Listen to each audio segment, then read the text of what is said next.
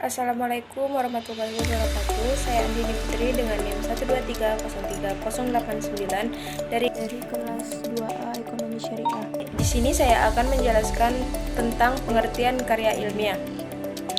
Baik, menurut Kamus Besar Bahasa Indonesia, karya ilmiah adalah karya tulis yang dibuat dengan prinsip-prinsip ilmiah berdasarkan data dan fakta yang dapat diobservasi atau eksperimen dan kajian pustaka. Dapat kita simpulkan bahwa karya ilmiah adalah tulisan yang berisi fenomena atau peristiwa yang berdasarkan kenyataan.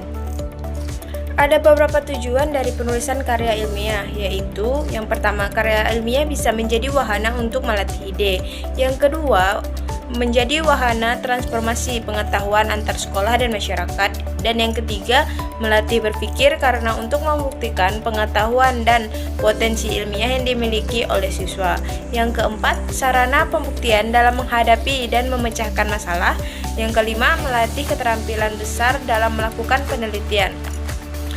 Adapun ciri-ciri karya ilmiah, yaitu yang pertama adalah sistematis, yang kedua logis, yang ketiga objektif, dan yang keempat faktual.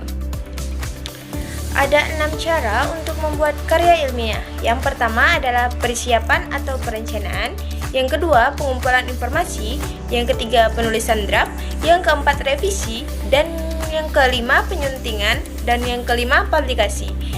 Sebelum membuat karya ilmiah, kita harus tahu aturan yang digunakan di dalamnya, yaitu yang pertama, ketentuan penulisan judul, yang kedua, kata impersonal, yang ketiga, kata denotasi, dan yang keempat, kata baku, serta yang terakhir adalah pendefinisian istilah.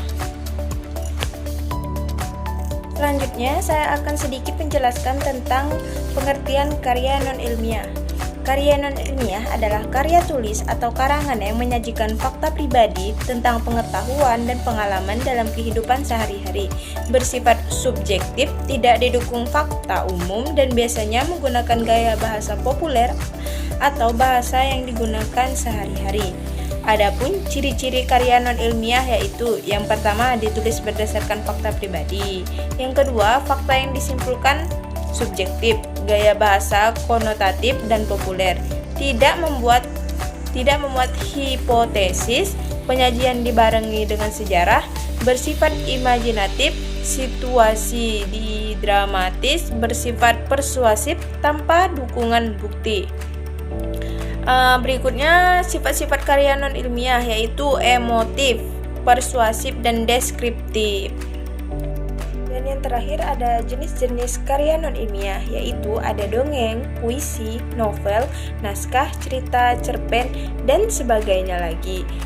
Hanya itu yang bisa saya sampaikan, kurang dan lebihnya saya mohon maaf. Wabillahi taufiq wal hidayah. Wassalamualaikum warahmatullahi wabarakatuh.